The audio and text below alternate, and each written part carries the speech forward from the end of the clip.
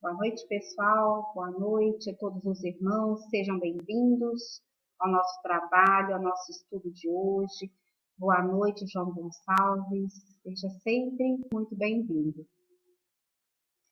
Boa noite, Maria Inês. Boa noite, queridos amigos. É um prazer estar aqui de novo convosco, em que vamos falar esta noite de Allan Kardec, da sua vida e obra.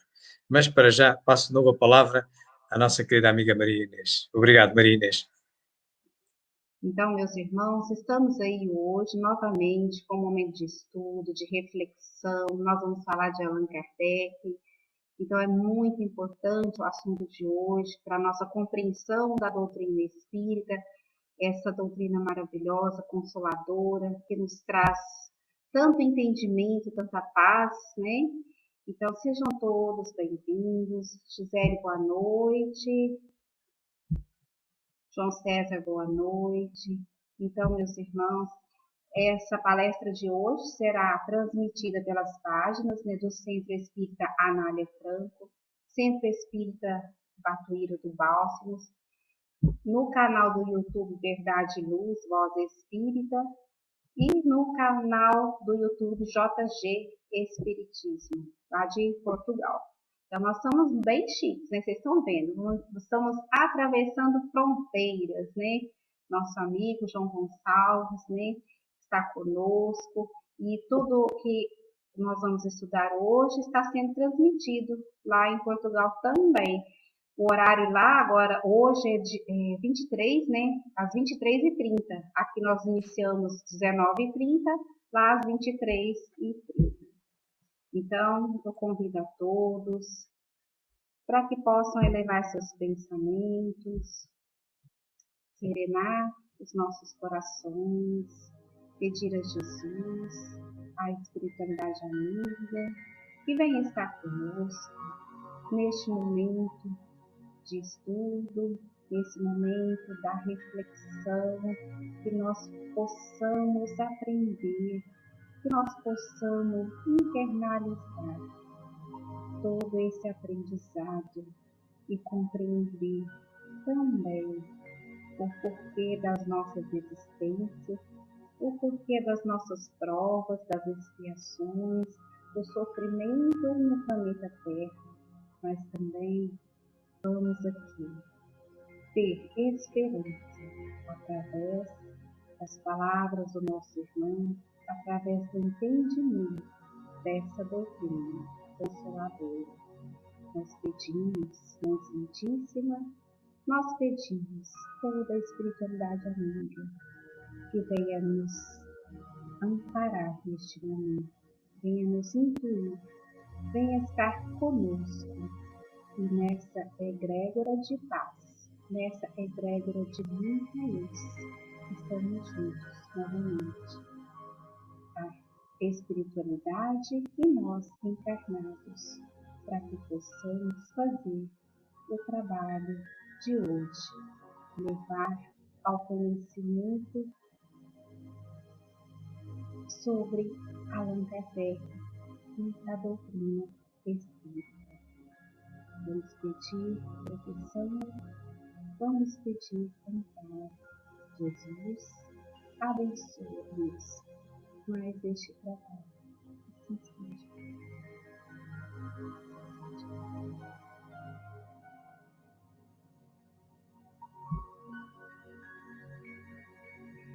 Sandra Faria, boa noite. Sandra Faria, prima do meu esposo, também uma grande trabalhadora da doutrina espírita.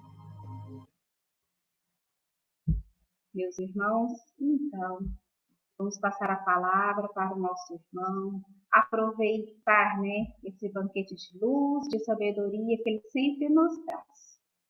Então, vamos, deixa eu colocar aqui.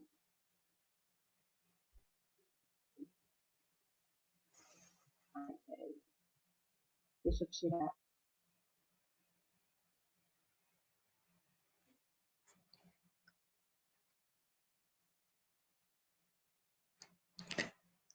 Boa noite, queridos amigos.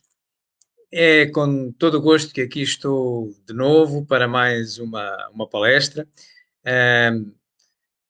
Minha palavra de gratidão à Maria Inês pela confiança que deposita em mim, nos meus humildes conhecimentos, para tentar partilhar convosco um pouco do que sabemos da vida de Denis Hippolyte Léon Rivail, ou Allan Kardec, que foi o pseudónimo que ele escolheu para codificar a doutrina espírita. A forma como nós pensamos que seria melhor tratarmos este assunto é dar-lhe uma sequência temporal. Assim, vamos começar por tentar perceber as encarnações de Denis Hippolyte Léon Rivail antes dele. E tentarmos localizar, por exemplo, a encarnação em que ele diz ter sido Allan Kardec, ou que lhe disseram que ele foi Allan Kardec. Para também percebermos um pouco o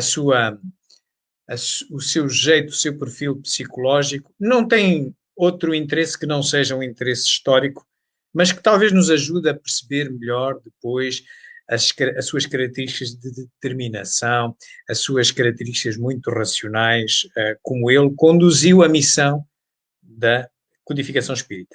Então depois entraremos no seu nascimento. Ele nasce em 1804 e vamos olhar para a vida dele entre 1804 e o Livro dos Espíritos, o que é que se passou, portanto até 1857.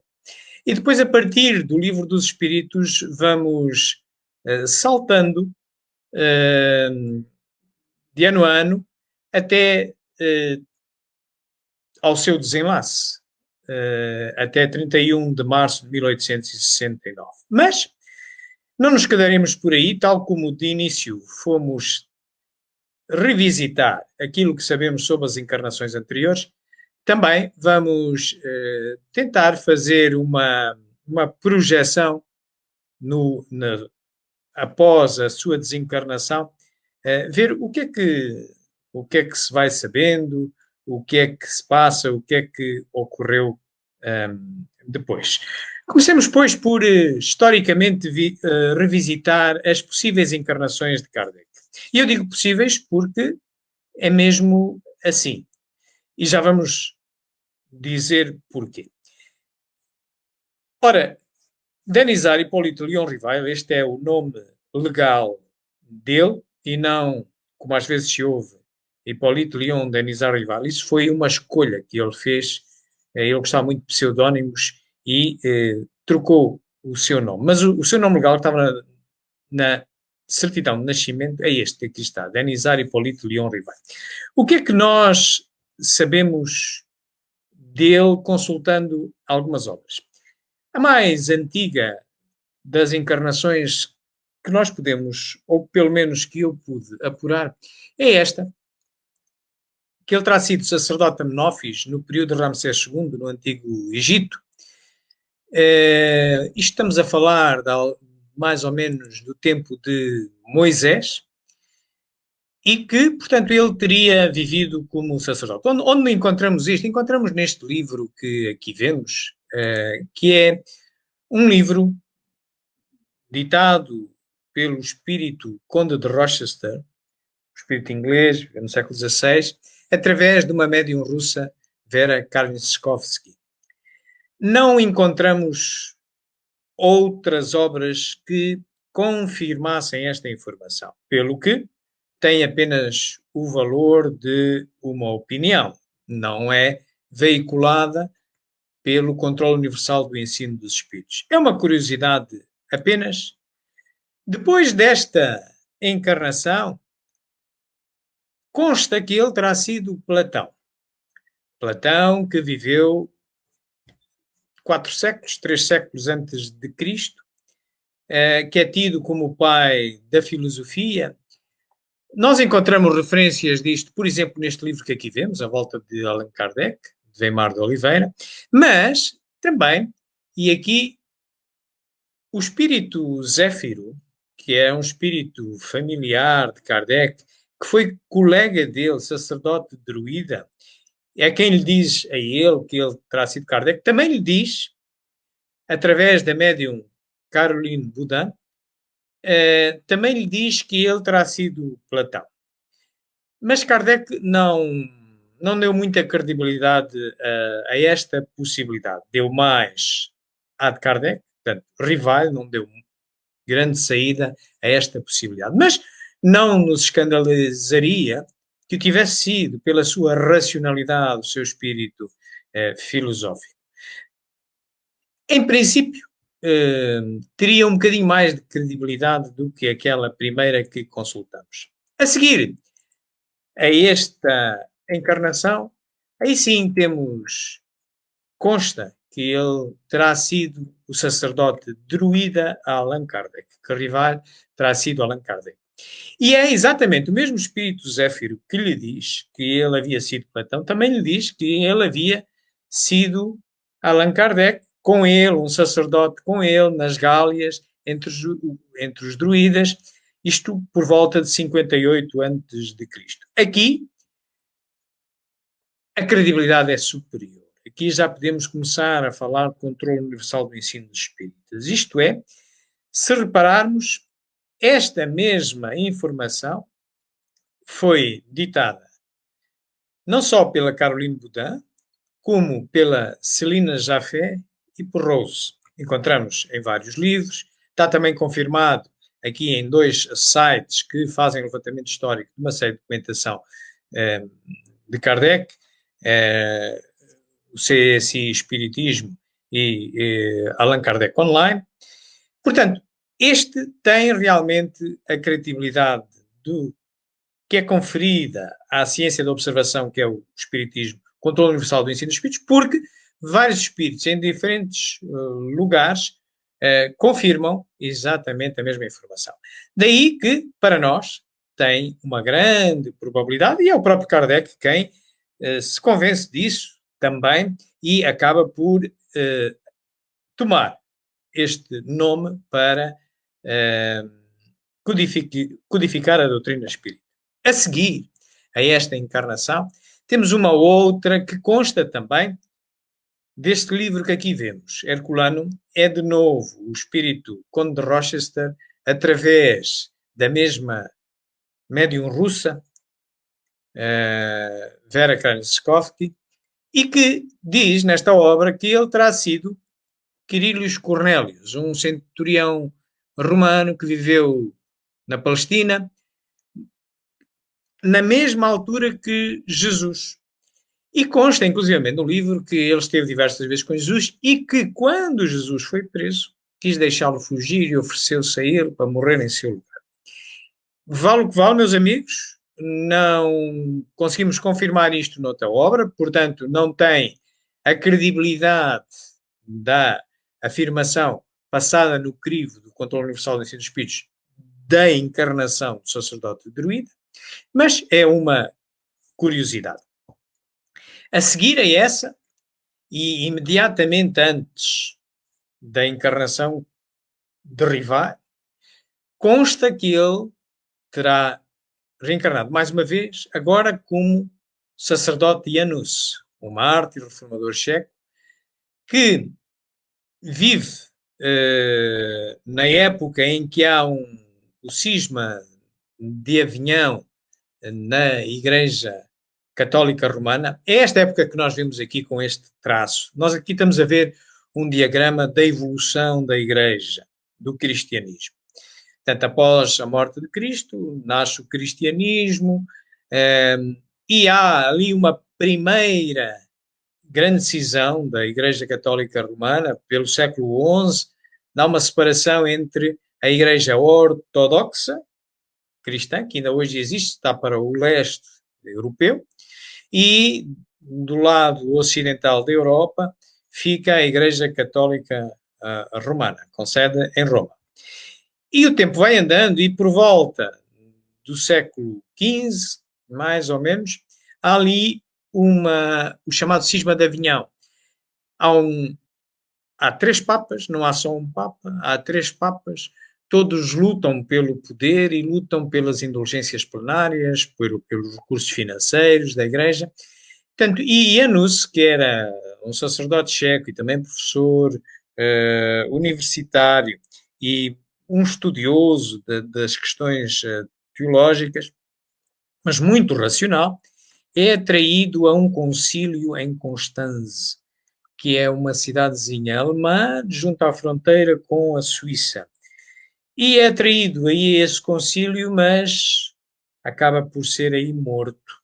É atraído à má fé e acaba por ser queimado e morto por defender as suas ideias.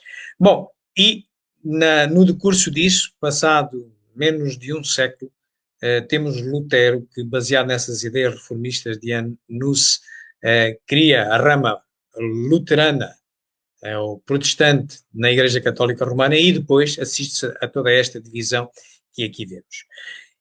Esta encarnação de Jan Hus, já quer os suíços, os espíritas suíços, quer os espíritas alemães, acreditam muito nela. E, inclusivamente, há uma psicografia de Léon Denis no quarto Congresso Mundial em França, que o afirma. Ora, vejam. Notre frère Divaldo, durant quelques instants, a produit une écriture que voici, qui est illisible. Est-ce qu'on pourrait... Illisible. On croirait des hiéroglyphes. Mais si vous retournez la feuille à la lumière, vous avez un texte en français. Alors, je vais vous lire cette fameuse communication. Reconnaissance à Allan Kardec. La même année où Napoléon Bonaparte a été sacré empereur des Français, Hippolyte Léon Denisard Rivaille est né à Lyon le 3 octobre 1804. Transféré du bûcher de Constance le 6 juillet 1415 pour les jours glorieux de l'intellectualité de Paris, Kardec s'est voué à l'apostolat de la doctrine enseignée et prêchée par Jésus. Sa vie et son ouvrage témoignent sa grandeur, missionnaire de la vérité. Nous autres, les bénéficiaires de votre sagesse, vous remercions, émus, et vous demandons humblement, priez pour nous, vous qui êtes déjà dans le royaume des cieux. Signé Léon Denis.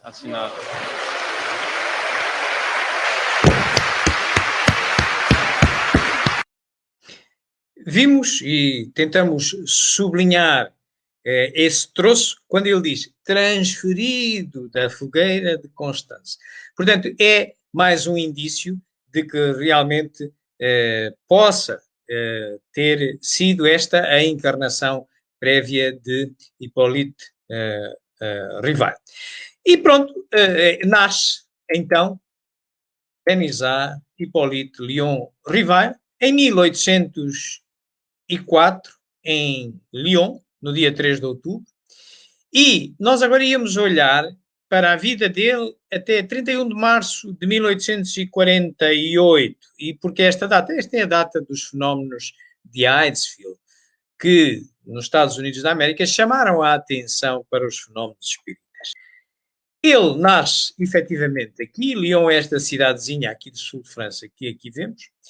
Supostamente ele nasce numa casa que não existe hoje, mas seria localizada aqui nesta rua. Entretanto, desenvolve os seus estudos básicos e é enviado para a Suíça, para o Instituto Pestalozzi, para fazer a sua formação como professor ou pedagogo. E aí se encontra na Suíça entre 1815 e 1822.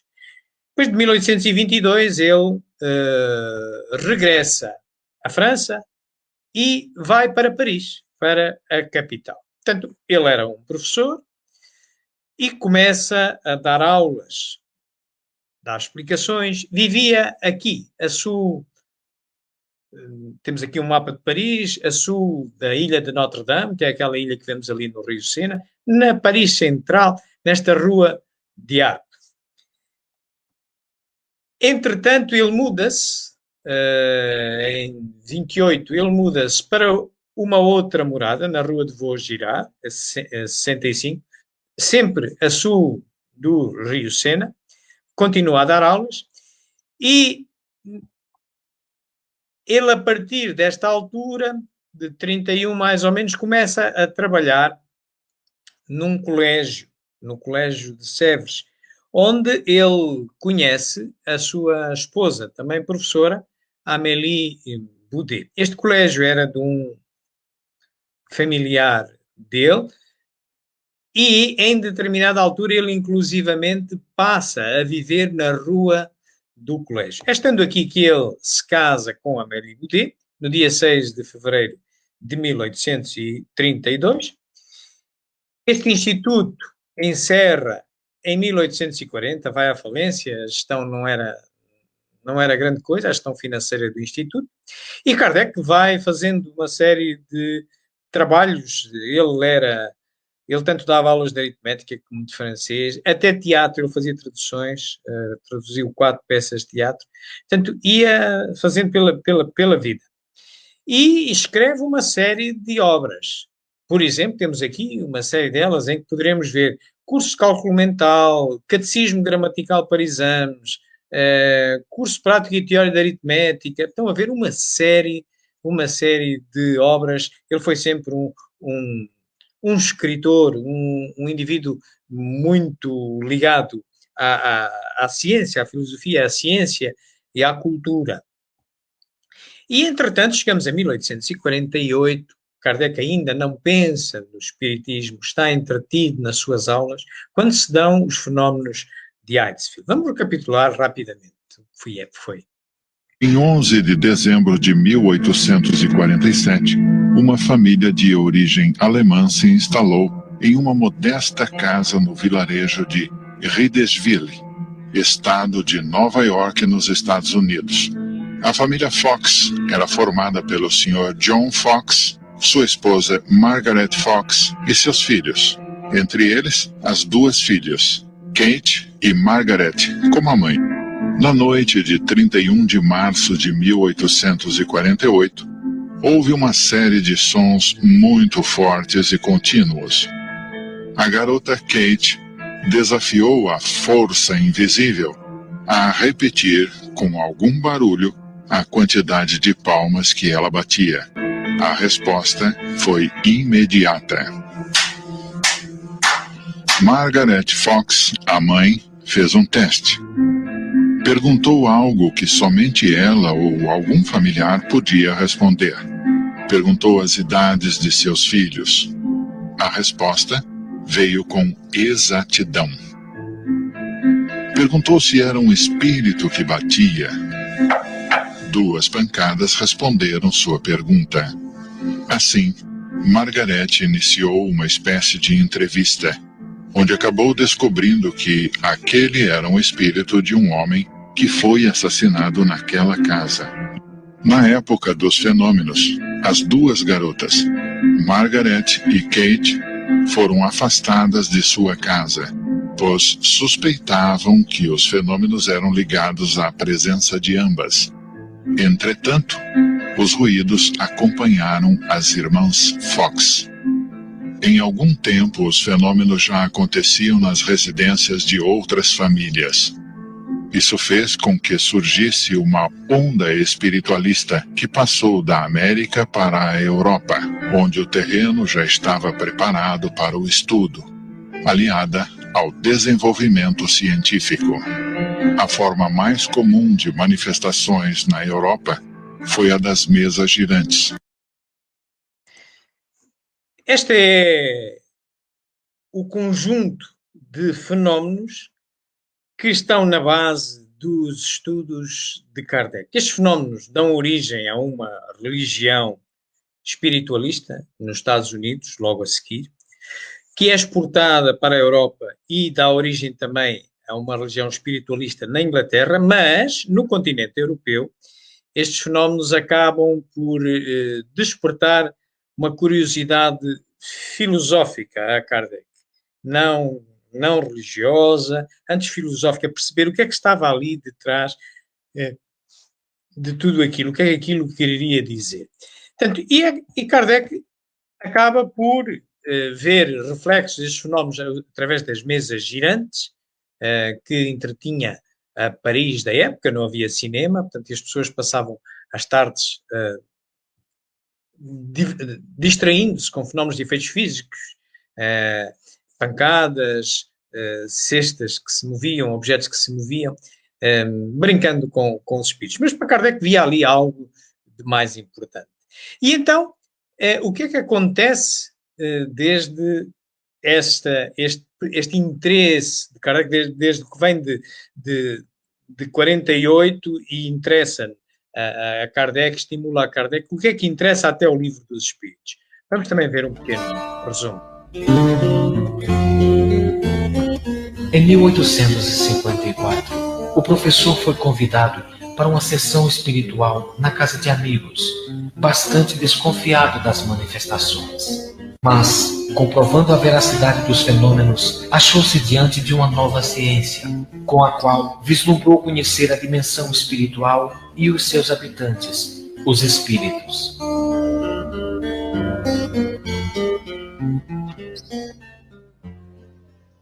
Foi aí que, pela primeira vez, presenciei o fenômeno das mesas que giravam, saltavam e corriam. Assisti então a alguns ensaios muito imperfeitos da escrita mediúnica. Sem dúvida, havia ali um fato que necessariamente decorria de uma causa. Foi nessas reuniões que comecei os meus estudos sérios de espiritismo. Tomou para si a tarefa de investigar aqueles efeitos e suas causas, sem preconceito ou dogmatismo, tal como um cientista, fazendo uso da observação e da razão.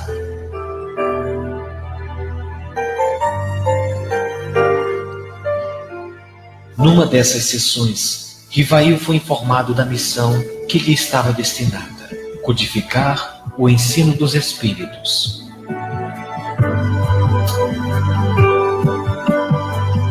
Para distinguir seu trabalho profissional como pedagogo e a nova fase de sua vida, passou a usar o pseudônimo de Allan Kardec. Conforme a revelação da espiritualidade, esse nome era o mesmo que havia usado em uma reencarnação, quando havia sido um sacerdote druida. Estava inaugurado o trabalho da codificação espírita. E assim se inaugurou o trabalho da codificação espírita. Viram a forma como Kardec se interessou por ela, uma forma absolutamente racional, a necessitar de credibilizar, dar credibilidade científica às suas observações, e para isso, nas ciências da observação, para dar credibilidade científica, é através da confirmação por vários observadores da mesma mensagem. No caso do espiritismo, que utiliza a luneta mediúnica para observar a outra vida, é exatamente sujeitando a mesma questão a vários médiuns e a vários espíritos. Quanto mais confirmarem, maior credibilidade tem aquela observação. E ele, assim, foi começando a fazer uma série de perguntas a vários espíritos, trocando médiuns, etc. Portanto, do conjunto de respostas comuns, e ele fez muitas perguntas, ele teve muito mais respostas, aquelas comuns, ele começou a coligir o Livro dos Espíritos. Ele, nessa altura, quando começa o trabalho da codificação espírita, ele vivia já a norte do Rio Sena. Vivia aqui, nesta Rua de Martires 8. Naquela porta que ali está, tem uma porta cor-de-rosa, tem o número 8. Entrando por aquela porta, passa-se um corredor e vai-se dar a um pátio interior. E ele vivia numa casa que dava para esse pátio. É, portanto, nessa casa que se situa, como estão a ver, aqui a norte do Rio Sena, ele fez a sua vida de professor aqui a sul e depois vai viver aqui para norte. Ele vai visitando durante desde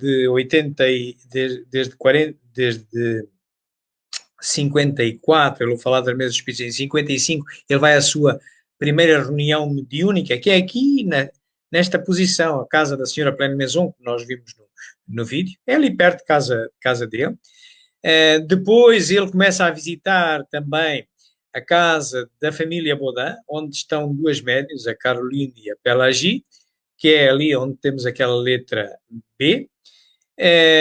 Também visita a médium Celina Jafé, curiosidade, diz ter sido a encarnação prévia de Chico Xavier.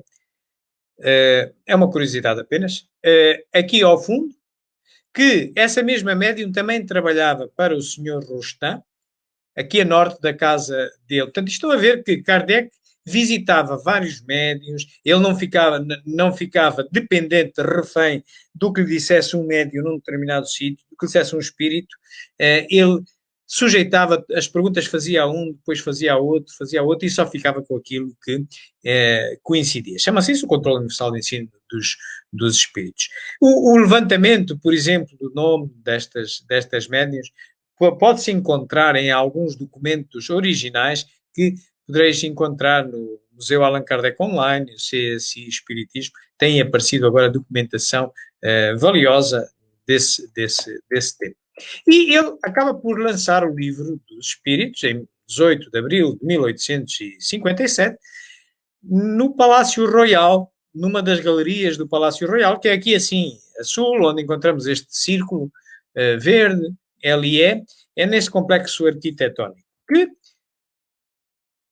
ele lança o livro dos Espíritos. A Galeria de Orleans, no Palácio Royal, numa fotografia recente, tem este aspecto. Tem estas colunas. No tempo de Kardec, não era o telhado não era ao ar livre, não era aberto. Tinha mesmo um telhado aqui por cima, um telhado de vidro, e estas colunas estavam ocupadas por casas comerciais, das quais, aqui mais à direita, onde se encontram estes senhores, mais à direita, havia uma livraria de nome Dantu, que foi a livraria que patrocinou e editou a primeira edição do Livro dos Espíritos, que tinha exatamente esta capa. Não é igual à de hoje. Apenas tinha 3 partes, para além da introdução e pronome, e apenas tinha 501 perguntas, quando as atuais têm 1019. E Kardec revê esta obra, é a mais revista da codificação fundamental, 16 vezes. Aliás, vamos a ver uma curiosidade, é a última que ele em vida vê, a última edição que ele em vida vê publicada. A 16ª é uns dias antes dele falecer, em 1869. Isto para vos dizer que estamos realmente no domínio de uma filosofia, de uma ciência. E porquê? Pela simples razão que todas as obras da codificação são revistas. Porque se fossem obra perfeita, então saía a primeira edição e já estava. Não, mas Kardec foi sempre revendo. Exatamente porque o Espiritismo, é uma obra humana. É uma obra de espíritos encarnados e desencarnados. E como tal, nós vamos amadurecendo as nossas opiniões sobre o que vamos estudando, à medida que vamos avançando e estudando mais. Assim, Kardec, a última edição, a 16ª, que até tem 1019 perguntas, é muito mais amadurecida do que esta primeira, naturalmente. Portanto, nada tem de dogmas, contrariamente ao que às vezes as religiões advogam, têm os seus livros sagrados. Aqui não há livro sagrado nenhum. Portanto, este é a melhor interpretação possível que foi dada daquilo que foi coligido sobre as ideias que estão aqui no Livro dos Espíritos. Esta obra é dentro das 11 da codificação fundamental que Kardec relaciona no catálogo racional para se fundar uma biblioteca espírita, é de uma natureza básica. Já revisitaremos as outras todas e perceberemos isto. Portanto, isto dá início à codificação. No ano seguinte, a segunda obra da codificação fundamental a ser publicada é esta, é a Revista Espírita. É logo em 1 de janeiro de 58 que Kardec começa a publicar um periódico, um jornal de estudos psicológicos que ele chamava, ou Revista Espírita, um fascículo por mês, e ele depois agrupava, ao final de cada ano, ele agrupava num volume anual. E desde que começou a ser publicada até ao seu desencarno, durante 136 fascículos mensais, ou 11 volumes anuais e mais 4 fascículos mensais, foi sempre publicada por Kardec. Numa capa possível de encontrarmos, por exemplo, o volume anual de 58, é esta, e por cada ano. Portanto, isto assim, visto assim, isto é um título que pode ter 12 volumes. Então, se nós temos 11 títulos na codificação fundamental, se considerarmos em volumes, com exceção desta obra, que pode ter 12 volumes, as outras são monovolume, então seriam 22 volumes. Portanto, ou 11 títulos ou 22 volumes. Esta é a segunda. Muita gente ignora que esta é uma obra fundamental da codificação espírita, mas é Kardec quem o diz. É uma obra de uma natureza distinta do Livro dos Espíritos, é de uma natureza especializada, digamos assim. Kardec utilizava isto como um repertório das suas experiências, encontramos lá relatos das sessões da Sociedade Parisiense de Estudos Espíritas, assuntos, discussões filosóficas e científicas a respeito de determinados assuntos, que, por exemplo, mais tarde iam integrar outras obras. É a natureza desta obra, diferente do Livro dos Espíritos, que é a natureza básica, filosófica e científica básica. Nesse mesmo ano, passado uns meses, em abril de 58, ele funda o primeiro Centro Espírita Mundial, com o nome de Sociedade Parisiense de Estudos Espíritas. Funda formalmente, ele já participava em grupos que se dedicavam aos estudos espíritas antes de formalmente fundar esta sociedade. É fundada no mesmo edifício, no Palácio Royal, numa galeria ao lado, chamada Galeria Valois, nestas portas que aqui estão.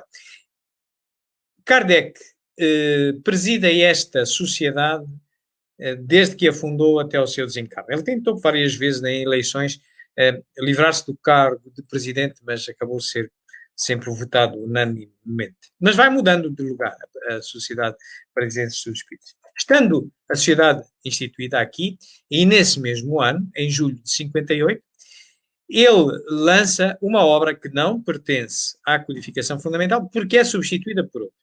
É a Instrução Prática para as Manifestações Espíritas. É uma obra que vai ser substituída em 1861 pelo Livro dos Médiuns. Mas ele lança, é a obra que ele lança, que ele necessitou de lançar porque havia uma explosão, uma curiosidade muito grande sobre as manifestações mediúnicas, e ele entendeu que, por segurança, devia produzir um livrinho que ajudasse as pessoas a terem os cuidados adequados ao manejo das capacidades mediúnicas e à relação com os espíritos.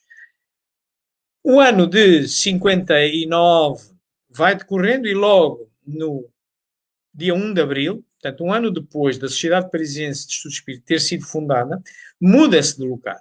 Estamos no mesmo complexo arquitetónico, continuamos no Palais Royal, mas mudamos de galeria, vamos para uma galeria mais a oeste, é a Galeria Montpensier. Com uma curiosidade interessante, nestas portas funcionava um restaurante, e Kardec, para poupar na renda que tinha que pagar, no aluguer que tinha que pagar, faz um negócio com o dono do restaurante, em que, quando o restaurante fechava, à noite começavam as sessões na Sociedade Parisiense de Estudos Espíritas. Portanto, e está aqui durante mais um ano, até 1860. Mas nesse mesmo ano, estando a Sociedade Parisiense de Estudos Espíritas aqui, aparece a terceira obra, em termos cronológicos, a terceira obra fundamental da codificação espírita, o que é o Espiritismo, que também, como qualquer outra obra, Kardec é revista 8 vezes. Aparece a primeira edição, em 20 de agosto de 1859, e esta já é uma obra com uma natureza distinta. É uma obra de iniciação. Se tínhamos no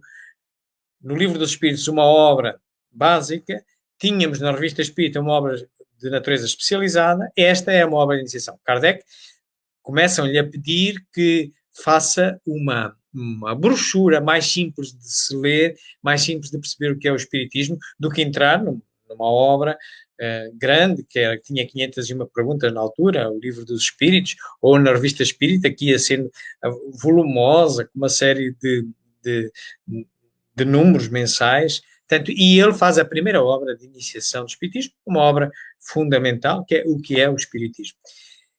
Em 1860, no ano seguinte, sai a segunda edição do Livro dos Espíritos. E esta edição é a primeira que tem 4 partes e passa de 501 perguntas para 1018, já próximo das 1019. Portanto, e vai aparecer ainda ao longo deste ano a terceira edição, essa sim, já com as tais 1019 perguntas. Na realidade, são 1018 na mesma. Só que se repararem e consultai o vosso livro, que o tendes em casa, de certeza que se baseia na 16ª edição, e vão reparar que não existe a 1011. Então, há 1010, 1010A e depois passa para a 1012. Essa A era a 1011 na segunda edição. Depois não se sabe se é por um lapso de numeração ou não, mas passa a haver 1019, não há 1011. Reparar, é uma curiosidade. Mas tem na mesma a instrução, a introdução em prolegómenos. Em 20 de abril de 1860, muda-se pela terceira e última vez na vida de Rivai a Sociedade Parisiense de Estudos Espíritas, e muda-se exatamente para a passagem de Santana. Sai do complexo monumental do Palais Royal e vem para aqui. Aqui o escritório, também passa a estar aqui o escritório da Revista Espírita, a partir de julho. É aqui por cima, entrando aqui neste corredor, há aqui uma porta, sobe-se umas escadas e vem aqui, por exemplo, uma sala que está por cima deste toldo, que agora é um hotel. É aqui que se vai estabelecer a Sociedade Parisiense dos Espíritos até à morte de Kardec. Aliás, Kardec vai morrer exatamente nestas instalações, a entregar umas revistas espíritas a um senhor que as vinha adquirir. É na passagem de Santana, 59. Primeiro andar, porta esquerda. Em 1860, neste mesmo ano, portanto, logo em setembro, Kardec faz a sua primeira viagem espírita. Ele faz, que se saiba, 7 viagens no total, 7 viagens espíritas no total, uma das quais ao estrangeiro, à Bélgica. A sua primeira é feita aqui e ele vem de Paris, passa por Mâcon, Lyon, a sua terra natal, Saint-Étienne, e regressa a Paris, passando também por Sens. Estávamos a 3 anos da implementação do Espiritismo e urgia Kardec ir visitar grupos que se iam formando nestas cidades, dar uma visão unificadora do Espiritismo, dar orientações às formações dos grupos, portanto, e era a forma que, digamos, hoje o equivalente são as palestras. Quando nós convidamos um palestrante de outra casa espírita para vir à nossa casa espírita, mostrar-nos as suas ideias, no tempo de Kardec era isso que ele fazia nestas viagens, e há outras casas espíritas que já se vinham desenvolvendo, dar as suas orientações, dar as suas ideias também, trocar opiniões, era para isso que serviam as viagens. O ano de 61, logo no primeiro mês do ano, aparece, em 19 de janeiro de 61, aparece mais uma obra da codificação fundamental, o Livro dos Médiuns, que é também revisto por 11 vezes, nada mais, nada menos que 11 vezes. Nasce com uma introdução de 2 partes e 84 capítulos, mas vai terminar com 36 capítulos à 11ª edição. E temos esta obra, como vos disse há pouco, vem substituir aquelas instruções práticas que ele tinha lançado em 58.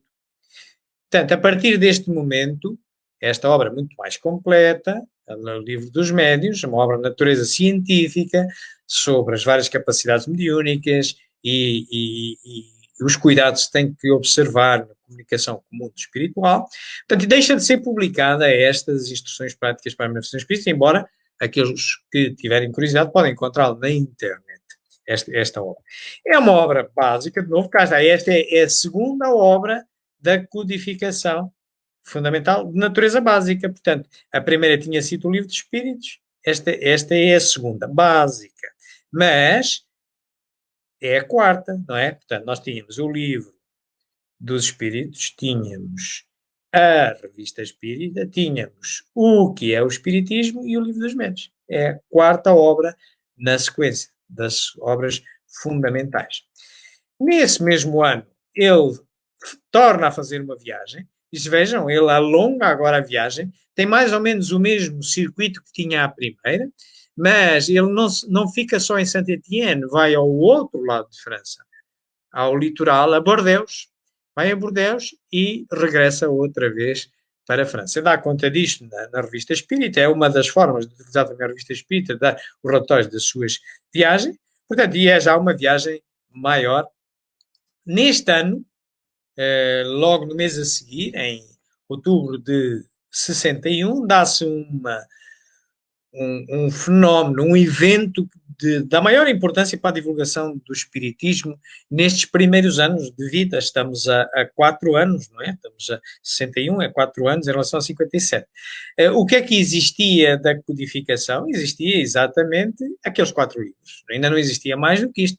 E em Espanha, já tinham chegado as ideias espíritas em Espanha, e os espíritos em Espanha pedem a Kardec que lhe envie 300 livros.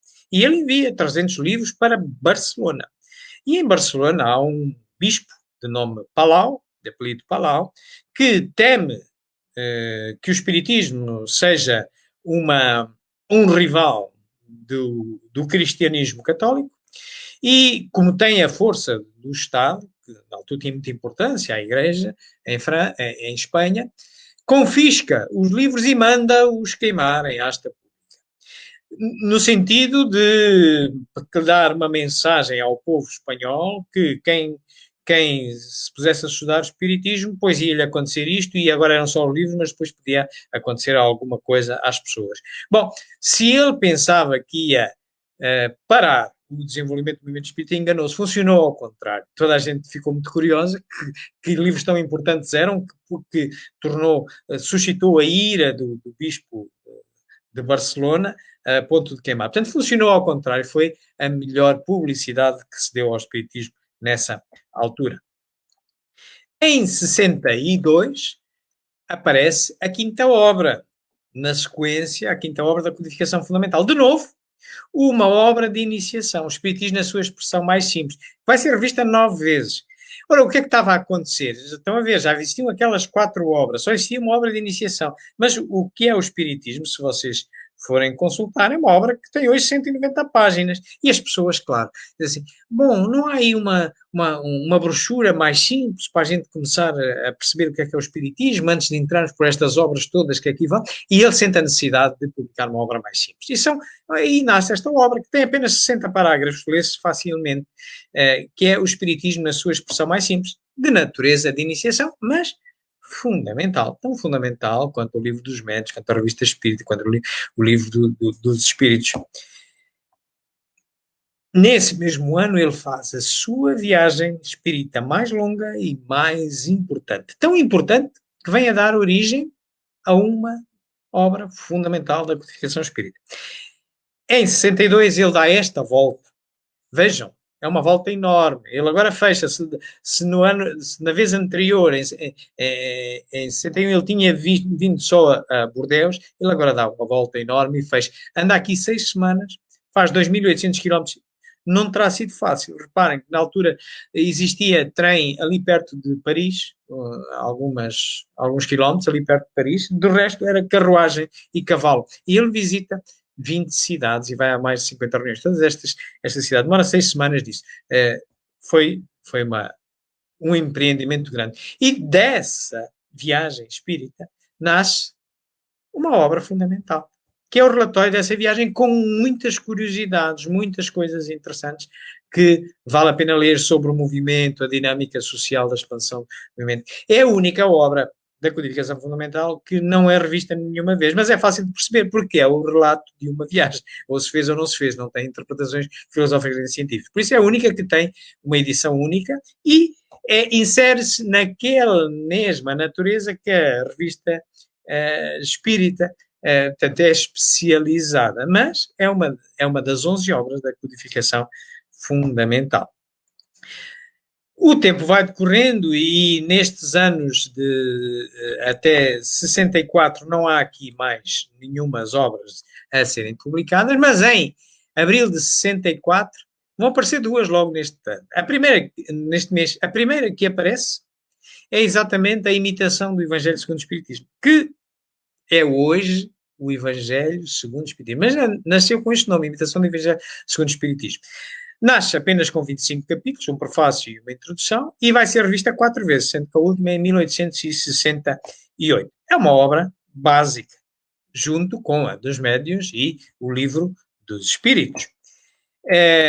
Neste mesmo mês, mais para o final do mês, em 23 de abril, nasce mais uma obra, a terceira e última obra de iniciação do Espiritismo, que começa por ser publicada como um artigo na Revista Espírita.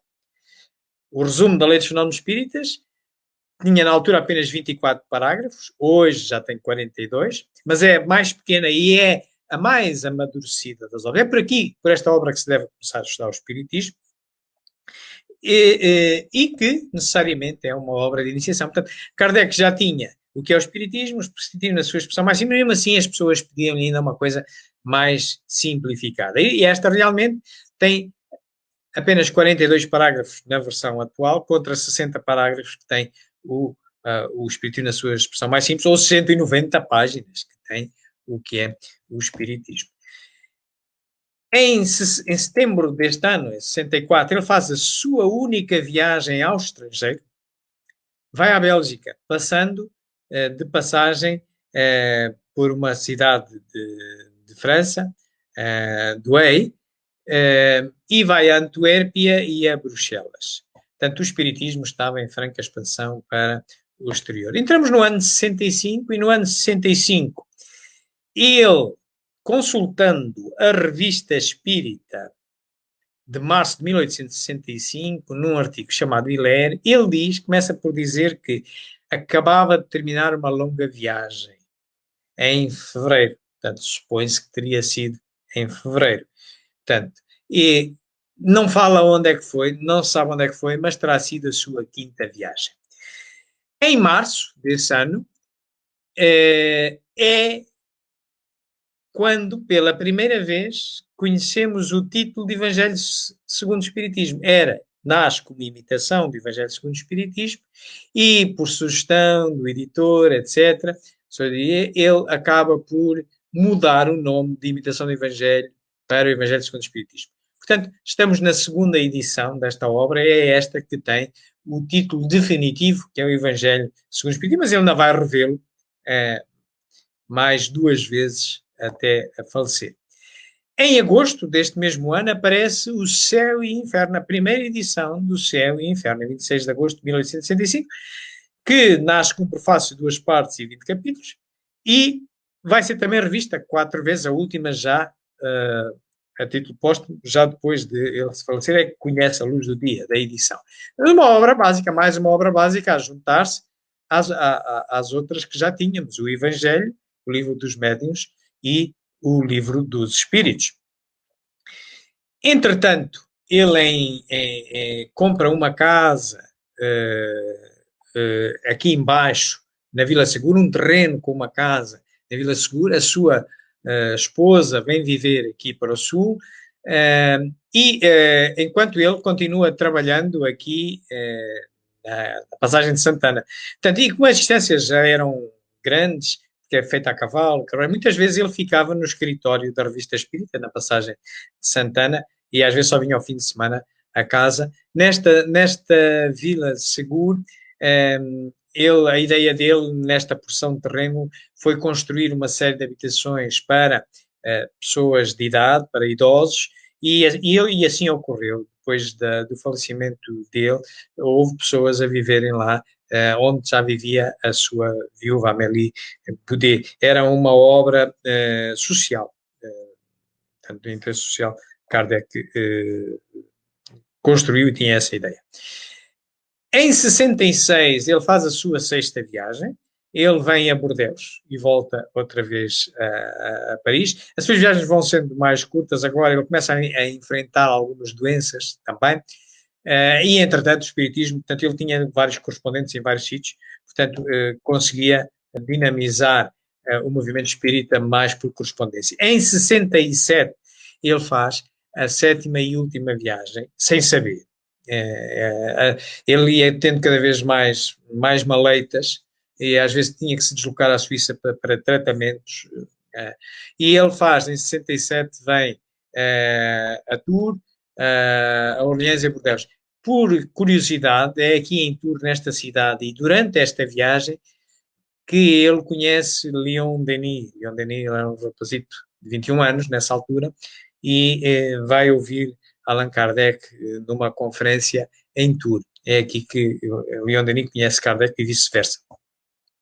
Entretanto, chegamos a 1868. Logo no início do ano, em 25 de janeiro de 1868, é publicada a última edição do Evangelho segundo o Espiritismo, que passa a ter 28 capítulos, um prefácio e introdução.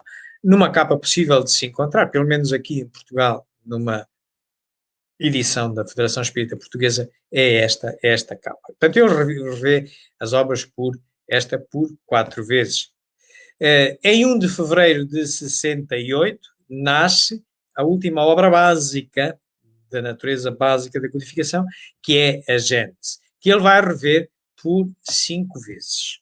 Portanto, é a última a juntar-se àquela natureza básica. Portanto, ele vai rever esta obra, em curto espaço de tempo, em 2 anos, vai conhecer 5 edições. Também em março de 68 é publicada a última obra, em termos cronológicos, das 11 da codificação espírita, que são os caracteres da revelação espírita, que tem uma curiosidade. Começa por nascer como um artigo em setembro de 1867 na Revista Espírita. Depois integra a primeira edição da Gênese, na primeira parte da Gênese, no primeiro capítulo, as características da doutrina espírita, é exatamente a reprodução desta obra. Mas esta obra é tão importante, ele considera tão importante, que resolve torná-la numa brochura independente, numa obra independente, que é fundamental. É da natureza especializada, é muito especializada, fala só das características da doutrina espírita. Portanto, é do mesmo género que a Viagem Espírita de 1862 e a Revista Espírita. E assim se forma o trio das 3 obras especializadas da codificação fundamental. Em outubro deste ano, sai a última edição do que é o Espiritismo, a primeira obra de iniciação que foi lançada, e passa em definitivo a ter um preâmbulo e 3 capítulos, portanto, na sua 8ª edição, numa capa possível de se encontrar, pelo menos aqui em Portugal temos esta capa, portanto, e é a última edição desta obra de iniciação. Chegamos a 69, e antes de 4 de fevereiro de 69, aparece a última edição da Gênese, que foi agora recentemente descoberta, um exemplar numa biblioteca na Suíça, e está comprovado, tem lá a data de 1869, e sabe-se que ela aparece, portanto, antes de 4 de fevereiro de 69. Kardec deixa pronta, ela sai mais tarde, acaba por vir substituindo, esgotando a 4ª edição, mas é Kardec quem a deixa pronta, e depois há uma reimpressão, vem a haver uma reimpressão em 1872, já 3 anos depois de ele ter morrido. Perdão, estávamos a falar de caracteres da revelação espírita, perdão, estamos a falar da 2ª edição dos caracteres da revelação espírita, aparecem mais ou menos no mesmo mês, por isso eu estava aqui, portanto, que é aquele livro último, a 2ª edição dela, que aparece no mesmo mês, e que vai integrar, esta 2ª edição, vai integrar a última edição da Gênese, que vai sair já a seguir, como já vamos verificar. Portanto, tem esta capa, e então, sim, agora a Gênese, em 4 de fevereiro de 1869, sai a Gênese, em que nesta 5ª edição da Gênese entra já aquela,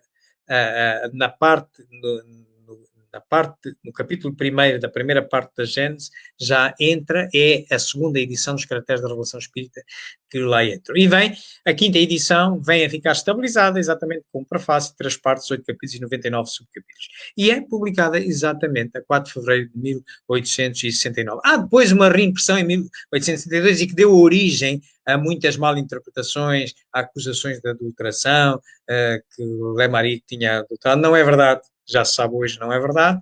Foi encontrada realmente um exemplar, aqui está este, um facsímile desse exemplar, numa biblioteca na Suíça, e cada vez há mais documentos provando exatamente que foi Kardec quem a publicou exatamente em fevereiro de 1869, a quinta edição. Que depois há uma reimpressão em 1872, é verdade, e como não se conhecia aquela anterior, houve quem avançasse que seria uma adulteração, mas para essa tese de adulteração colher tinha que se pôr em xeque, tinha que se chamar criminosa a Amélie Boudet, que havia permitido que alguém, em nome de Kardec, fizesse as alterações. E isso não é verdade. Isso seria menosprezar não só a memória da Amélie Boudet, mas até a memória do Estado francês que permitiu um crime, teria permitido um crime de adulteração. Não é verdade. É uma capa que se pode encontrar pelo menos aqui numa edição da Federação Espírita Portuguesa, é esta. Portanto, e em 27 de março de 1869, 4 dias antes de Kardec falecer, ele não sabia disso, ele vê à luz do dia a última edição do Livro dos Espíritos. As tais em que se deve basear as edições que compramos hoje e que tem as tais 1019 perguntas, falta a 1011, portanto, a 16ª edição. Ele não sabia. É a última obra que ele vê nascer à luz do dia. Ele deixa todas preparadas. Algumas só vêm agora a ser publicadas a seguir. Mas esta ele ainda vê sair das impressoras. E, entretanto, ele desencarna a 31 de março de 1869, trabalhando exatamente aqui na Revista Espírita, na passagem de Santana, e, num breve resumo,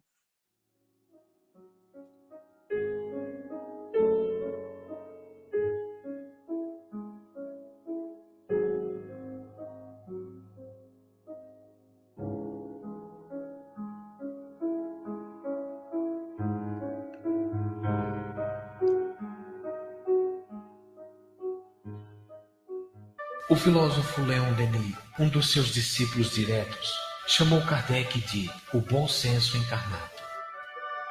O eminente astrônomo Camille Flammarion traçou o espírito kardeciano em 3 palavras: trabalho, solidariedade, tolerância. aqui vemos algumas características do que os seus amigos diziam dele. Portanto, ele falece exatamente em 31 de março de 1869. Ele vai a enterrar no dia 2 de abril no cemitério de Montmartre. Ele morre aqui na Rua de Santana. Vemos aqui o trajeto do funeral e onde é o cemitério de Montmartre. É ali no centro. Não é onde ele está hoje. Salvo seja, os restos mortais foram trasladados no ano seguinte. E logo após a sua morte, passagem de Santana é desocupada, já estava tudo previsto, Kardec também já tinha isso previsto, passar para a Rua de Lille 7, e para onde vem a Revista Espírita, vem o escritório, funda-se a Livraria Espírita, é fundada a Sociedade Anónima da Caixa Geral e Central do Espiritismo, e fica à frente de tudo isto a sua viúva, a Amélie Boudet, que era uma sociedade por cotas, e ela detém mais do que 60% das cotas e fica à frente de todas as publicações, os livros, é ela que gera tudo isto pessoalmente. É já estando aqui, que é a Rua de Lille 7, onde está a Livraria Espírita, que sai o catálogo racional que ele tinha deixado preparado em março, e sai apenso ao número de abril da Revista Espírita, e nesse catálogo racional é onde nós exatamente encontramos a identificação das 11 obras que Kardec considerava como fundamentais. Esta obra tem 3 capítulos. O primeiro é Obras Fundamentais, em que vemos exatamente estes 11 capítulos. Depois tem obras diversas sobre o Espiritismo, e depois tem obras realizadas fora do Espiritismo. Dentro destas, até inclusivamente, há algumas contra o Espiritismo. Portanto, um catálogo nacional de obras para fundar uma biblioteca espírita significa que são as obras, e se há obras fundamentais, são as obras que nós devemos estudar para conhecer o Espiritismo, ou basearmos nela para ensinar o Espiritismo. Daí afirmarmos que a codificação fundamental são 11 obras, e é Kardec quem o diz neste seu catálogo racional. É uma edição única, necessariamente. Vai depois tendo algumas alterações, mas por Kardec é uma edição única, mas não pertence à codificação fundamental. O Céu e o Inferno, na sua última edição, na quarta edição, Kardec deixa tudo preparado, já estava no livreiro para imprimir, mas só vem a sair portanto, é impressa em fevereiro e só vem a estar à venda em 1 de junho, e vem na Revista Espírita de julho anunciado. Portanto, e é na sua última edição, que não tem prefácio, mas tem 2 partes e 19 capítulos, portanto é a quarta edição, aqui numa capa possível de se encontrar aqui em Portugal, é esta. Em agosto vem a última edição do Livro dos Médiuns, Kardec também já tinha deixado preparado, e é a que tem 36 capítulos, uma introdução, 2 partes de 36 capítulos, uma capa possível de encontrarmos é esta. Também o Espiritismo, na sua expressão mais simples, uma das obras de iniciação, na sua 9ª edição, é publicada em 11 de setembro de 69, uma capa possível de se encontrar é esta. E também o resumo da Lei dos Fenómenos Espíritas, na sua 4ª e última edição, passa a ter 42 parágrafos, quando a primeira tinha nascido só com 24, quando era artigo da Revista Espírita de abril de 1864. É a obra que nós consideramos que deve-se começar por estudar o Espiritismo. Uma capa possível de encontrar é esta, e está encerrada, digamos que, a vida de Kardec em termos de produção literária. O que é que acontece depois? Um ano depois, em 31 de março de 1870, e antes de França se envolver numa guerra com a Prússia, que perdeu, ele é trasladado do cemitério de Montmartre para o cemitério Père Lachaise, que fica aqui, estão a ver aqui o mapa de Paris, já fica um bocado fora de Paris, mas passa por lá uma linha de metro. Quem puder ir a Paris, apanhe o metro que vai para Père Lachaise, saia lá, e nesse cemitério estão enterrados nomes importantes da cultura, das artes francesas, e Kardec também foi para lá trasladado, e a sua viúva foi lá enterrada neste monumentozinho que parece um dolmen, que tem esta inscrição tumular lá em cima. Não é uma afirmação de Kardec, é dos seus amigos de Kardec, mas reflete bem a ideia do que é o Espiritismo, do que ensina o Espiritismo: nascer e morrer, nascer de novo, tal é a lei. Progredir sempre sem cessar, não é? Ora bem, a reimpressão da Gênese, a tal que durante muito tempo se julgou só ter sido publicada em 72 e que deu origem àqueles mal-entendidos das adulterações, realmente sai em 23 de dezembro de 1872, mas é uma reimpressão daquela que tinha saído em fevereiro, ainda em vida de Kardec, em fevereiro de 1869. Tem uma capa possível de se encontrar aqui em Portugal, pelo menos é esta.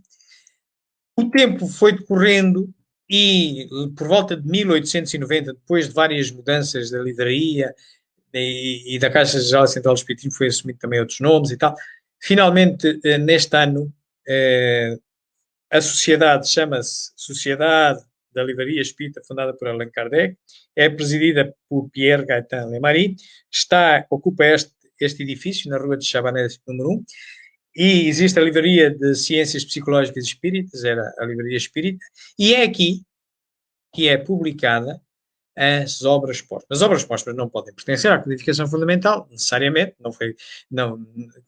são uma obra publicada 21 anos depois de Kardec morrer, mas ela são artigos, é um testamento doutrinário de Kardec, artigos que ele deixou escrito, notas pessoais que ele deixou escrito, e que já Amélie Boudet tinha também falecido.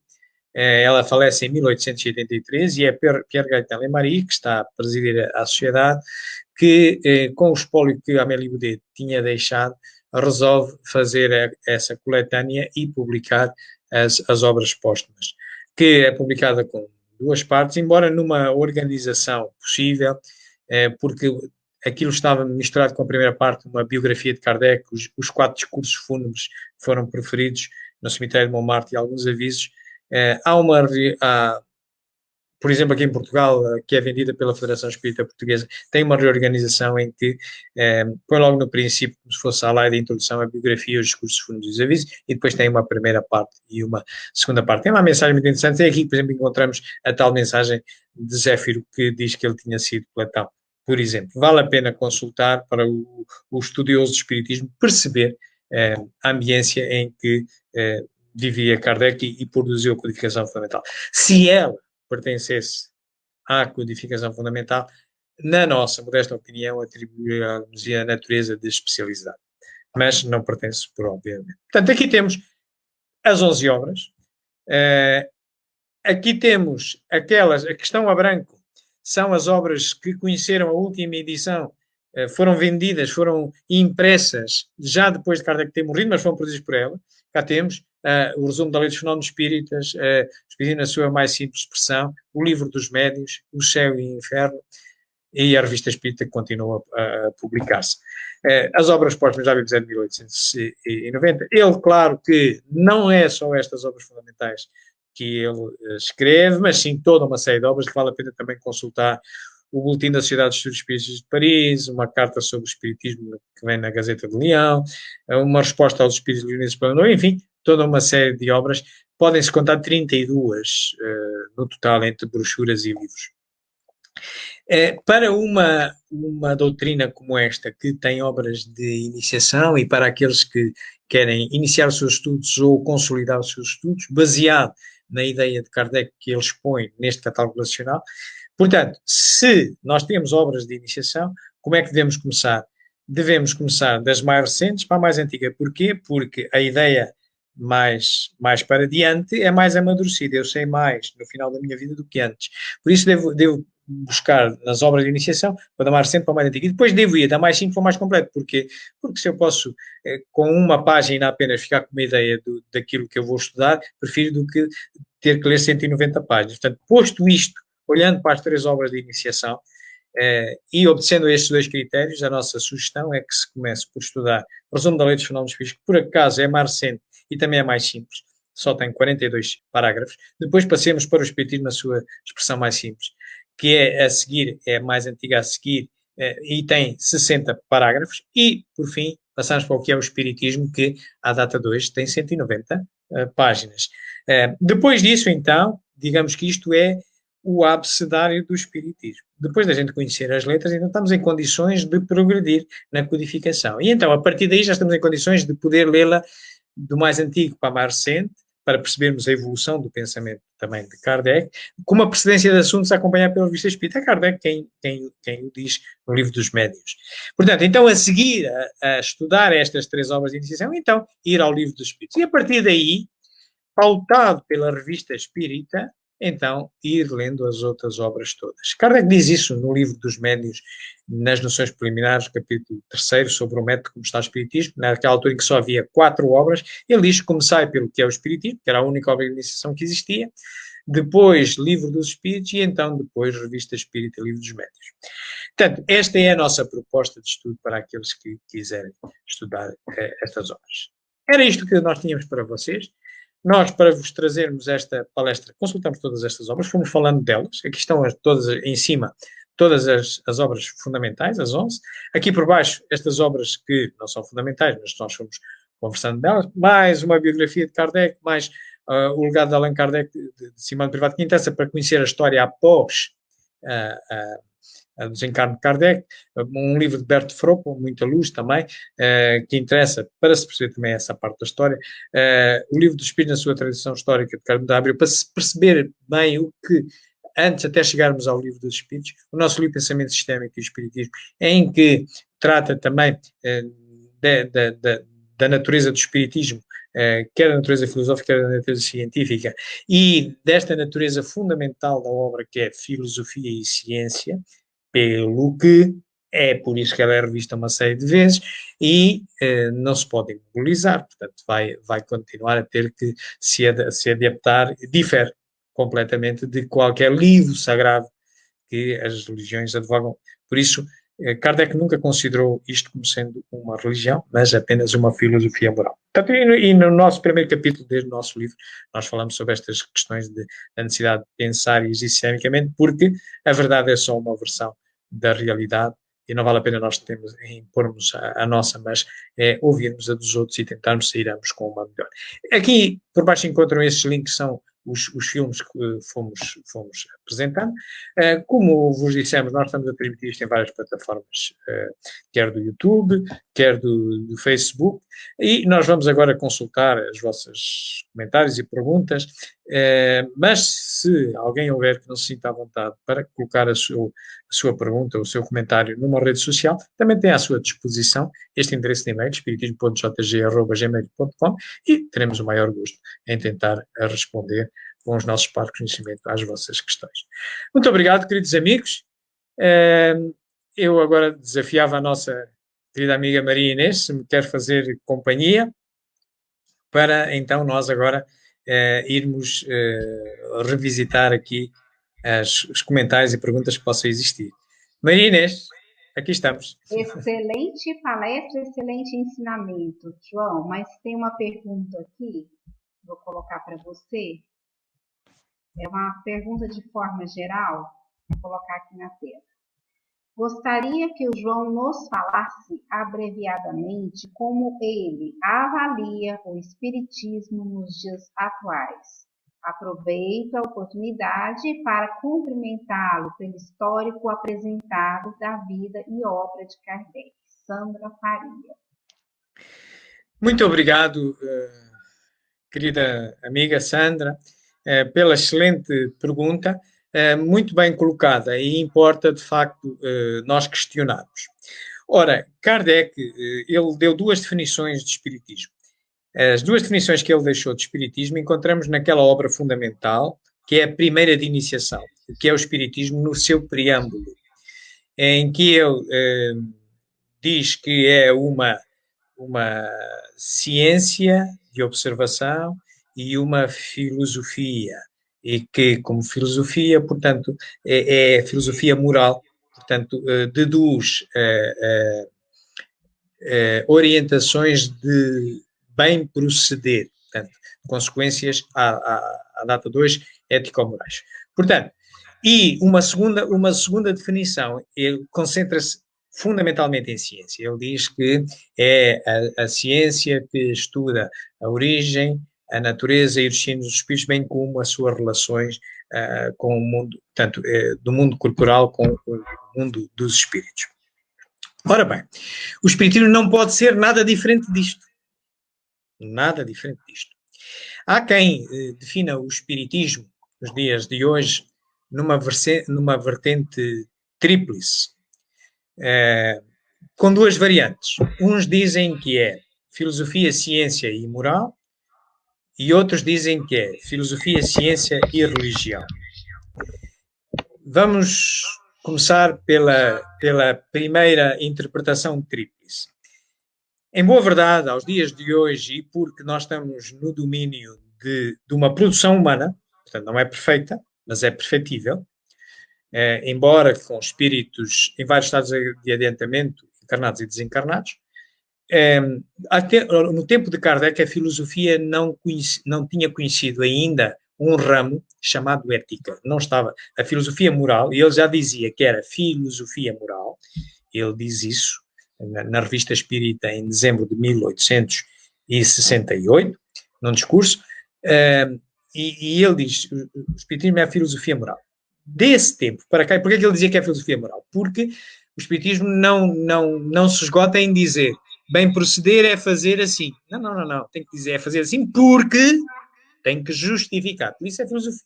E a crença verdadeira é justificar. Como dizia Platão, o pai da filosofia, que se supõe possa ter sido Kardec, numa encarnação prévia, como vimos há pouco. Bom, mas, portanto, filosoficamente, desse tempo para cá, já vão 160 e tal anos, não é? Portanto, desse tempo para cá, a filosofia conheceu alguma evolução e uma das evoluções foi tornar-se a filosofia moral num ramo independente da filosofia chamado ética. Se vocês forem a um dicionário, vai encontrar sinónimo de filosofia moral, ética. Então, Nós poderíamos até hoje compor melhor aquela definição que Kardec deu e dizer que o Espiritismo é uma filosofia de base científica e consequências, em vez de morais, ético-morais, não é? Que estuda a natureza, o destino, a origem dos espíritos, bem como as relações entre nós e o mundo espiritual. Portanto, então, mas reparem, então espera aí, filosofia, se nós formos para o esquema tríplice, filosofia, ciência e moral, mas espera, a moral é filosofia moral. Então, em boa verdade, estamos a falar da mesma coisa. Então, se calhar, aos dias de hoje, é a minha visão, de uma forma mais sintética, então estamos a falar apenas de filosofia e ciência, já que a moral é filosofia moral. Mas se a filosofia moral é um ramo da filosofia, então estamos a falar de filosofia e de ciência apenas. Mas, claro que qual é o resultado, a finalidade do estudo do espiritismo é deduzir orientações de bem proceder para o progresso moral do homem. Olhando para a outra interpretação que também se ouve falar, não tanto aqui na Europa, mas eu sei que no Brasil muitas casas falam nisso, que é filosofia, ciência e religião. Kardec nunca considerou o espiritismo religião, nunca. Ele endereça por 5 vezes endereça esse tema, se é religião ou não. E a ideia mais amadurecida sobre essa questão, vocês encontram exatamente, número de dezembro de 1869, logo o primeiro artigo é um discurso que ele proferiu no dia 1 de novembro desse ano, a propósito do dia comemorativo dos Dias dos Mortos, e ele, nesse discurso, a meio do discurso, faz um monólogo, em que ele diz assim, bom, porque é que nós dizemos que o espiritismo é uma religião? E ele diz assim, sim, filosoficamente é porque nasce para unir as pessoas, ligar-nos a Deus, à causa primeira. Portanto, em termos etimológicos de como nasceu a palavra religião, sim, o espiritismo faz isso. Portanto, filosoficamente é uma religião. Então, por que é que dizemos que afinal não é uma religião? E ele diz, exatamente porque o termo religião, ao longo dos tempos, foi ganhando outras conotações de forma, tipo ritos, sacerdotes, instituições e tal, que o espiritismo não tem. Essa ideia de forma não tem. Pelo que, ele termina arrematando, pelo que dizemos que é uma filosofia moral. Portanto, Kardec nunca aceitou que o espiritismo fosse uma religião. Portanto, quando nós vemos alguém dizer filosofia, ciência e religião, eu convido essa pessoa a explicar porquê. Não foi Kardec. Mas porquê? Se ela disser que estou a considerar apenas filosoficamente, está bem, pronto, mas veja lá, é porque a religião hoje, e nós já nos nossos dias, nós podemos fazer uma experiência sociológica muito simples para ver como Kardec tinha razão há 200 anos. Hoje, já passaram 200 anos, quase 200 anos. Se nós sairmos agora aí à rua e ao primeiro transeunte que for a passar, nós paramos, oi amigo, qual é que é a tua religião? E vamos imaginar que nós temos uma. E vamos imaginar que a resposta dele não é coincidente com a nossa. O que é que nós normalmente sentimos? Ui, não és do meu time. Não és do meu grupo. Então, mas espera, a religião não é para unir filosoficamente, não é para abraçar fraternalmente a todos. Não nasceu para isso. Estão a ver porque é que Kardec excluiu sempre a religião? Porque a nossa linguagem é curta e um termo depois ganha conotações diferentes. Portanto, voltando à pergunta que a Sandra nos pôs, eu hoje definiria espiritismo como uma filosofia de base científica, continua a tê-la, mas está muito esquecida, efetivamente, no espiritismo prático. Os centros espíritas, no espiritismo experimental, nas reuniões mediúnicas, ignoram muito o controle universal do ensino dos espíritos. Fixam-se muito apenas numa primeira mensagem que aparece por um espírito, então se dá uma identificação muito do espírito. Posso estar a enganar-nos e o pessoal não faz como Kardec. Portanto, esquecemos muito essa parte. Mas isso é a técnica científica do laboratório espírita. Como ciência da observação, ela só ganha credibilidade científica se validar as observações que vão ser feitas. Quanto mais vezes coincidirem aquelas observações, maior validade científica tem. É como na astronomia. A astronomia só tem validade científica uma observação de um corpo celeste que eu possa ver esta noite com a minha luneta.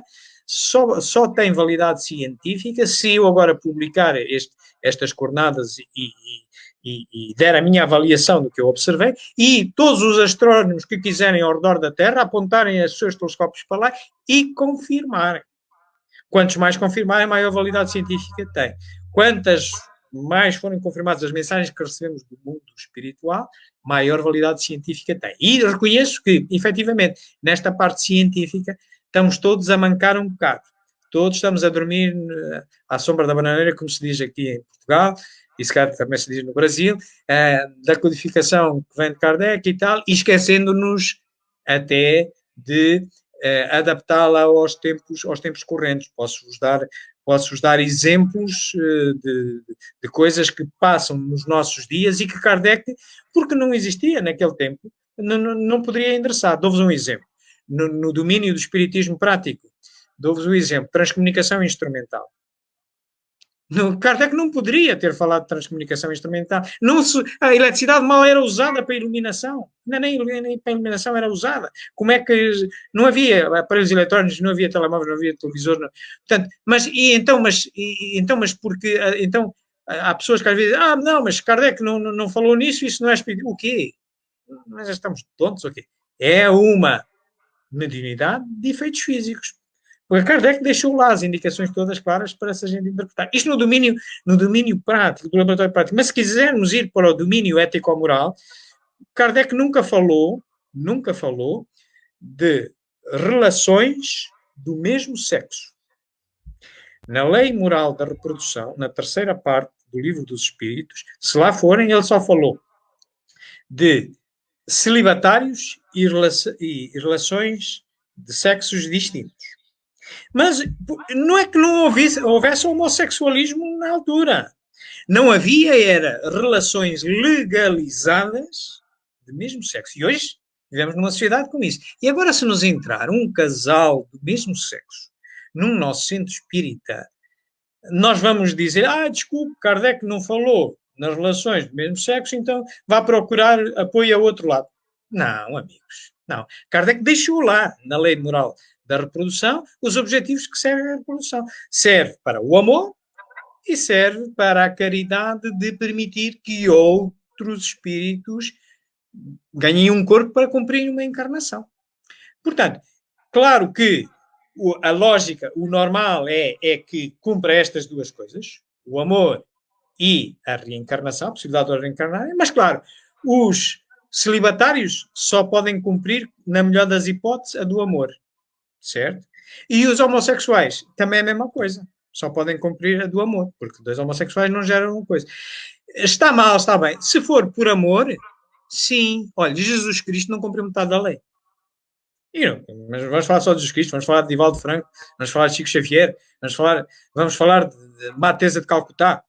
Portanto, agora, não podemos em todas as encarnações, ser celibatários ou homossexuais. Porque senão acabam-se as reencarnações. Acaba-se a caridade de outros espíritos poderem reencarnar. Bom, eu julgo que mais ou menos dei a resposta possível. Se deixei dúvidas, é só tornarem a perguntar. Obrigado, muito obrigado. Muito bom, muito esclarecedor. Tem uma amiga aqui, Maria Ferreira, ela fez uns questionamentos, assim, a gente dá uma palavrinha para ela, assim, é questão da mediunidade, né? Deixa eu ver aqui. Eu já expliquei sobre o estudo para ela, mas ela está perguntando. Deixa eu colocar aqui. Não tenho muitos conhecimentos, mas sei que tem coisas que eu não entendo porque sinto a presença de pessoas, além de ter flash de coisas que vão acontecer. está falando, né, da sensibilidade mediúnica dela, até de uma orientação sobre isso. Ok, com todo gosto. Muito obrigado, Maria Ferreira, por estar aqui presente e por ter a coragem de expor as suas questões. Maria, eu aconselho a Maria a estudar Espiritismo naquela sequência, tem aquele gráfico das obras, comece no resumo da Lei dos Fenómenos Espíritos, vai andando, depois, mais lá para diante, há de ter a oportunidade de chegar a um livro, que é o Livro dos Médiuns, 1861, que aí lhe vai explicar muitas mais coisas sobre as questões da mediunidade. Mas eu vou-lhe dizer uma coisa assim, de início, para tentar tranquilizar. Todos somos médiuns. Todos. Sem exceção. É a Maria, é a Maria Inês, sou eu, toda a gente. O que nós normalmente chamamos médiuns, porque só temos um termo, lá está, a nossa linguagem é curta, é a história da religião, até, enfim, nós acabamos por reservar este termo de médium àquele que tem essa sensibilidade apurada de forma ostensiva, de sentir e comunicar com os espíritos de forma ostensiva. Mas todos sentimos, de alguma forma, a presença dos espíritos. E, por definição, Kardec diz, todo aquele que sente, de alguma forma, a presença dos espíritos é médium. Todos sentimos. Vou dar um exemplo.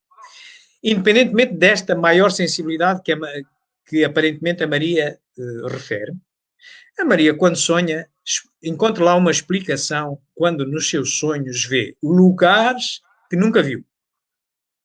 Portanto, se nunca viu, não foram vividos, não foram experiências vividas nesta encarnação.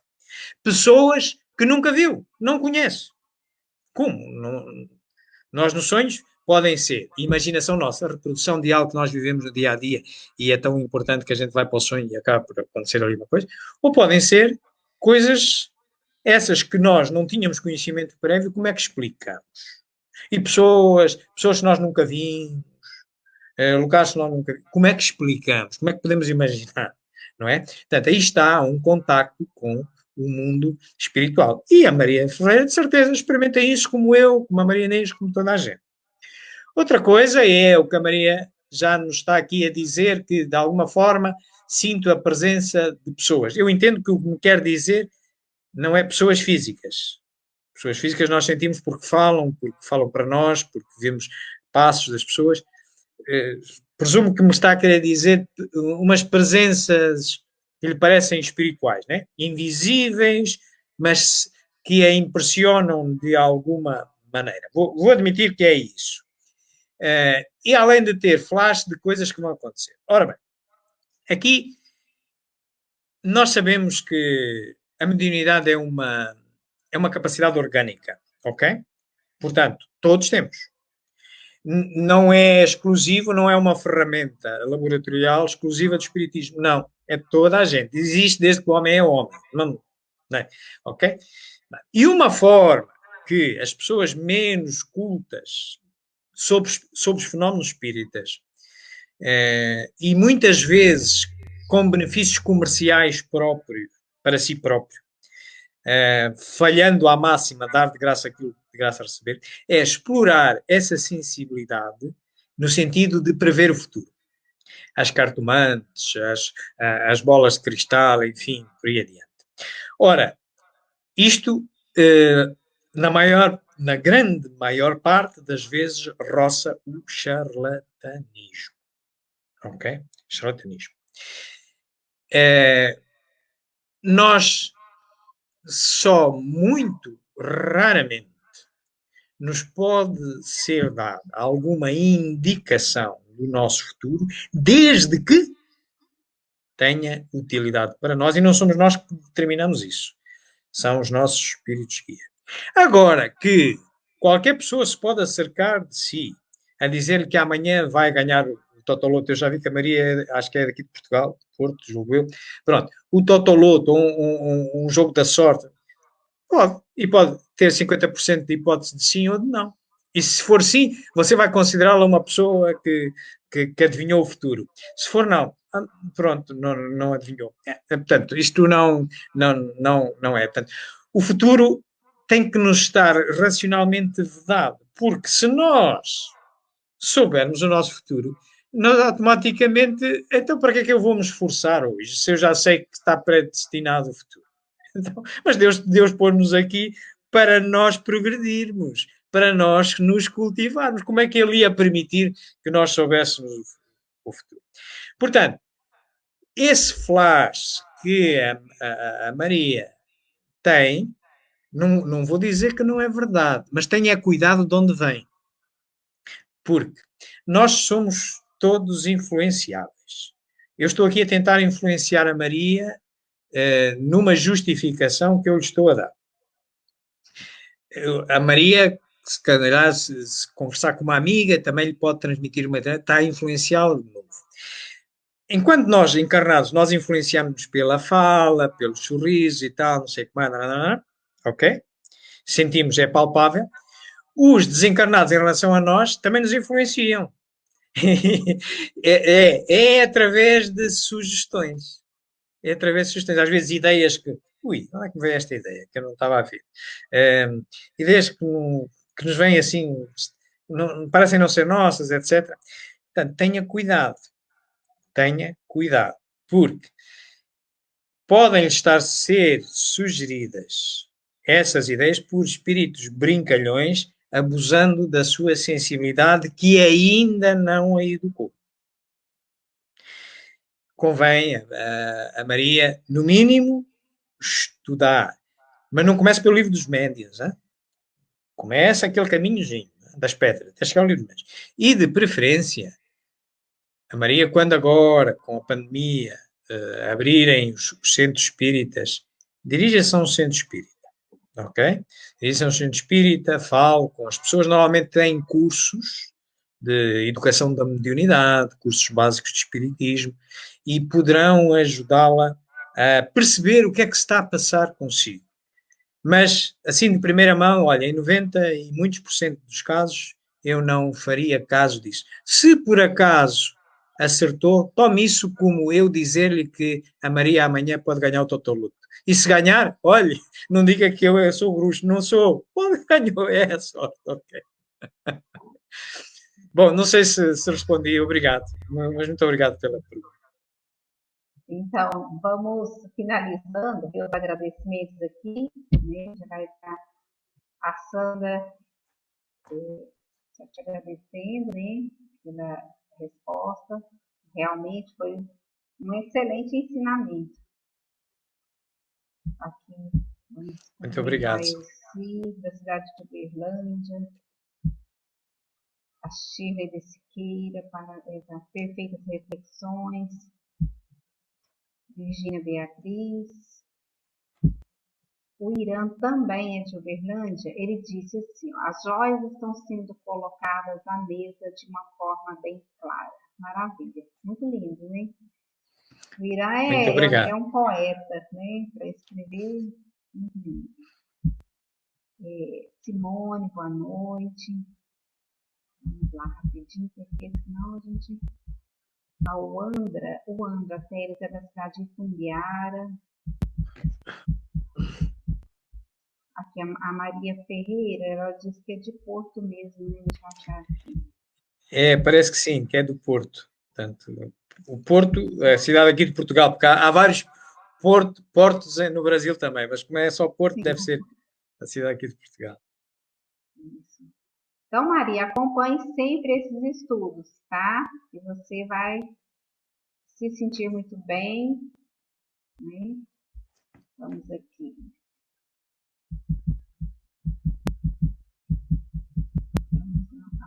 Rosângela Oliveira, boa noite, é de Tumbiara. Maria Lúcia, cidade vizinha Araporã. Irene Batista, de Uberlândia.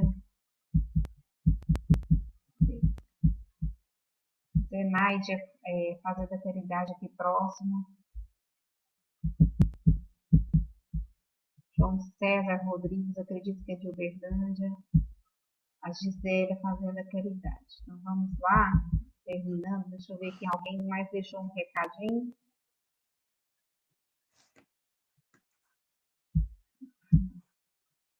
A Sheila de Siqueira. Muito obrigada. Obrigado. Nós aqui agradecemos. Muito obrigado.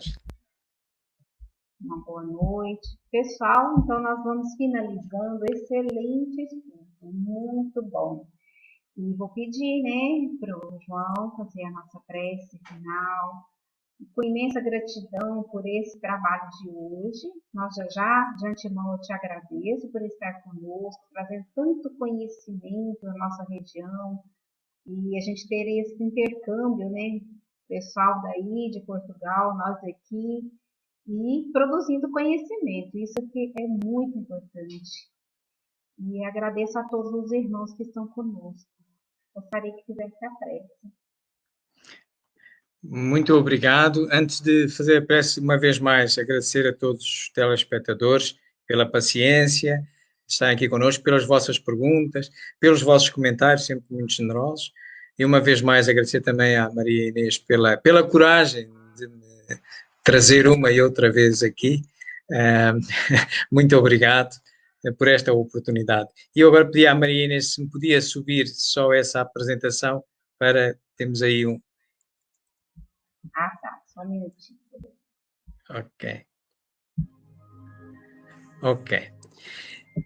Então, queridos amigos, ao som desta música e tentando simbolizar o indefinido, o alto, enfim, Deus, ajudar-nos a pensar em Deus com esta luz que aqui vemos, vamos, pois, fazer uma conversa com Ele. Vamos fazer uma prece. E vamos começar por o louvar. O louvar pela sua obra maravilhosa. Por esta obra linda, que todos os dias nos damos conta de que tem detalhes pequeninos. Atrás de cada detalhe pequeno que a gente descobre hoje, outros há. Tem estes detalhes da mediunidade, tem estes detalhes desta obra humana, mas muito racional, que contém todas estas indicações de bem proceder, que é o Espiritismo. Enfim, tudo isto teve um início. Teve um início, e se nós remontarmos sempre para trás, vamos encontrar a causa primeira, é Deus. Louvado seja, Senhor, por esta obra maravilhosa, por esta escola da vida, onde nos aceitas como teus alunos. E, Senhor, nós queremos agradecer-vos. Agradecer-vos pela ferramenta com que nós podemos chegar a Ti, compreendendo-te melhor, que é a inteligência.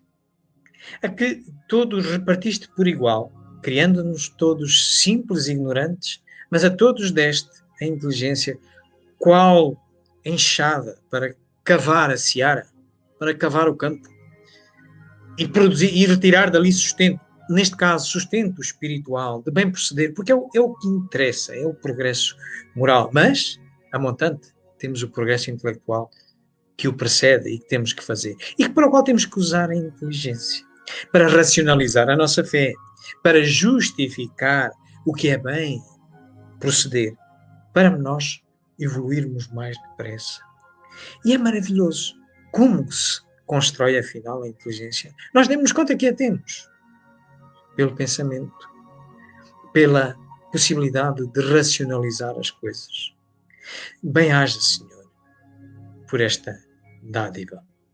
Mas, por fim, Senhor, queremos-vos pedir que, porque este trabalho que Tu nos exiges de progredirmos usando a inteligência, melhorando e dando-nos hipótese de cair, de tornar a repetir a experiência depois de cair, muitas vezes, e porque nós somos afetados pela inércia, pela preguiça, pelo deixa andar.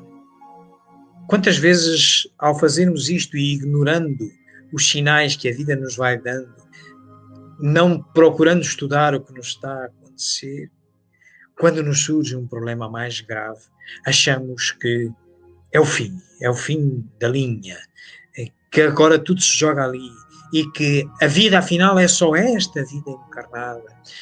E quantos de nós se abeiram do precipício moral, que é o suicídio, ou atentam contra a sua vida, ou atentam contra a vida do próximo. Então, nessas alturas, Senhor, enviai-nos os bons espíritos, os nossos anjos da guarda, mais uma vez, e os mentores espirituais deste nosso Centro Espírita Batuíra, para nos mostrar e relembrar de onde vimos, para onde vamos e o que somos. Que a vida não acaba. Esta é uma existência física, mas é efêmera comparada com a vida maior, com a vida universal. Bem-aja, meus amigos. Uma boa noite a todos.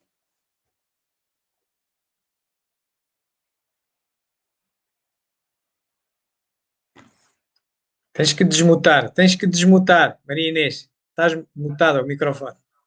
Boa noite a todos, meus irmãos. Sentimento de gratidão por todos e pelo trabalho de hoje. Agradecimento ao João e ao pessoal. E estaremos juntos logo, novamente, dando prosseguimento a esses estudos. Uma bela prece, né? Deixa eu colocar aqui. Muito obrigado. Paz e luz.